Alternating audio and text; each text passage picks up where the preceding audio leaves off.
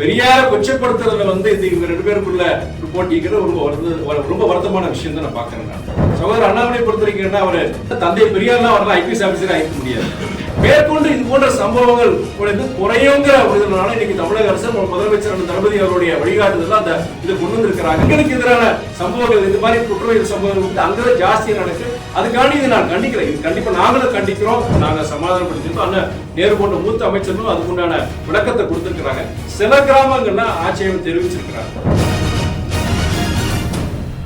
தொடர்ந்து அண்ணாமலை சீமானுக்கு ஆதரவு கொடுத்தாங்க இருக்காரு. அவரோட காரியங்களுக்கு நான் வந்து இல்ல ஆதரவு தரேன் அப்படின்னு சொல்லிட்டு இருக்காரு தொடர்ந்து. அதாவது ரெண்டு பேருக்குள்ள போட்டி இருக்கு, ரெண்டு சகோதரர்கிட்டையும் போட்டி இருக்கு. இன்னைக்கு அந்த போட்டிங்கிறது ஆரோக்கியமான போட்டியா இருக்கும். நம்முடைய தமிழகம் இளைஞர்கள் இன்னைக்கு தமிழ்நாடு இன்னைக்கு பெரியார் இல்லாம முன்னேற்றம் இருக்க முடியாது.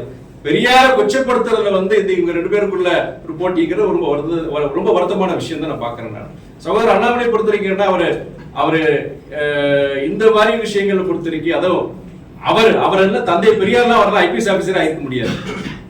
இன்னைக்கு அவர் பிற்படுத்தப்பட்டவங்க, மிகவும் பிற்படுத்தப்பட்ட மக்கள் இன்னைக்கு அதிகார இதுக்கு வர்றாங்கன்னா அதுக்கு காரணம் சமூக நீதி தான்.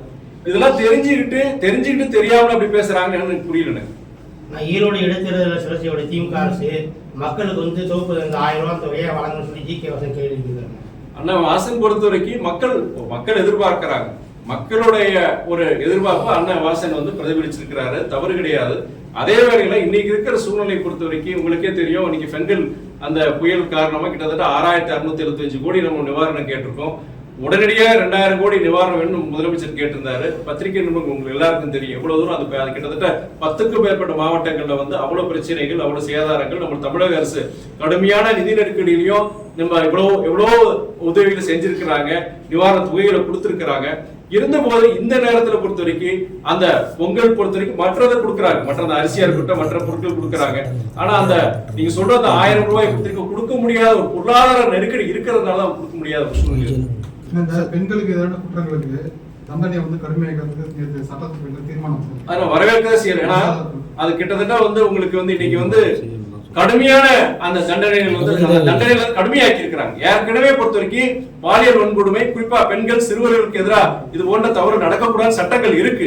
ஆனா அந்த சட்டங்களை கடுமையாக்குறது மூலியமா மேற்கொண்டு இது போன்ற சம்பவங்கள் குறையுங்கிற ஒரு இன்னைக்கு தமிழக அரசு முதலமைச்சர் தளபதி அவருடைய வழிகாட்டுதல் அந்த இதை கொண்டு வந்திருக்கிறாங்க. அது வரவேற்கத்தக்கது. அதே நேரத்தில் இன்னொன்னு சொல்ல விரும்புறாங்க, பல்வேறு தருணங்கள்ல உங்களை மாதிரி செய்தியாளர்கள் சந்திக்கும் பொழுது என்னன்னா நீங்க கேட்டிருக்கிறீங்க, பல பேர் நீங்க என்ன கேட்கிறாங்கன்னா இது போன்ற தொடர்ந்து நடந்துட்டு இருக்கே, இதுக்கு ஒரு முட்டுக்கட்டி தொடர்ந்து அதிகமாயிட்டு இருக்கேங்கிறது. தயவு செய்து என்னுடைய நான் அந்த கூட்டணியில் இருக்கிறதுக்காண்டி நாங்க சொல்லலாங்க. நேஷனல் கிரைம் பியூரோன்னு ஒன்று இருக்கு. அது வந்து மத்திய ஒன்றிய அரசுடைய அவங்களுடைய ஒரு சார்ந்த ஒரு ஸ்தாபனம். அவங்களுடைய சர்வேல என்ன போட்டிருக்குன்னா தமிழ்நாடு வந்து பொறுத்த வரைக்கும் இது போன்ற பெண்களுக்கு எதிரான குற்றங்களா இருக்கட்டும், பொதுவா கிரைம் சரி, குற்ற நடவடிக்கைகளும் சரி, தமிழ்நாடு பொறுத்த வரைக்கும் இந்தியாவிலேயே ரொம்ப குறைவா இருக்கிற மாநிலம் தான் அவங்க பட்டியல் போட்டிருக்கிறாங்க.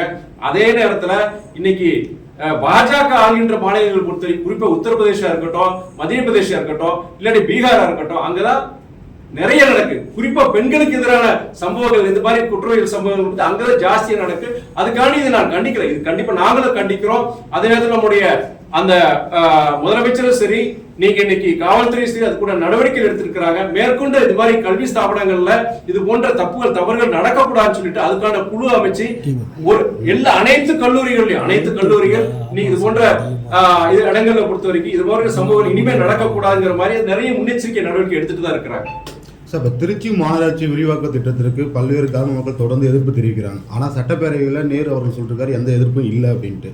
எப்படி நீங்க பாக்குறீங்க? நான் என்ன பொறுத்த வரைக்கும் நன்றி எதிர்ப்பு கூட்டங்களுக்கு போகும்போது சரி, வாக்குகள் கேட்ட கிராமங்களுக்கு போகும்போது சரி, சில கிராமங்களை பொறுத்த வரைக்கும் அவங்க ஆட்சேபனை தெரிவிச்சாங்க.